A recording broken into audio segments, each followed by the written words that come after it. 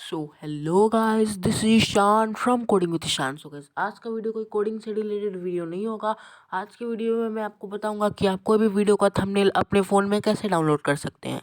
So guys, सबसे पहले मैं अपना यूट्यूब खोल लेता हूँ, आप भी खोल लीजिएगा। फिर मैं अपने वीडियोस पे चले जाता हूँ। मैं अपना चैनल का मतलब कि अपना वीडियोस का थंबनेल डाउनलोड करके दिखाऊंगा। योर चैनल पे चला जाता हूँ, फिर वीडियोस पे चला जाता हूँ। फिर गाइस, मैं इसका एक बार ऐसे स्क्रीनशॉट ले लेता हूँ। सो गाइस, मैंने इसका स्क्रीनशॉट ले लिया। अब मैं इसे क्रॉप कर देता हूँ। सो गाइस, जैसे मैं कर आप लोगों को वैसे ही करना है। फिर से मैं इसे क्रॉप कर दिया अच्छे से एकदम। गाइस, इसे क्रॉप कर देना है, फिर इसे टिक कर देना है। सो मैं आपको अपने फ़ोटोज़ में दिखा देता हूँ।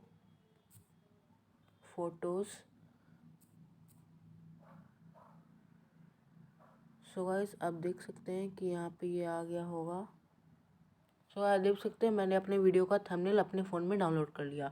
सो गाइस, थैंक यू आज के वीडियो के लिए।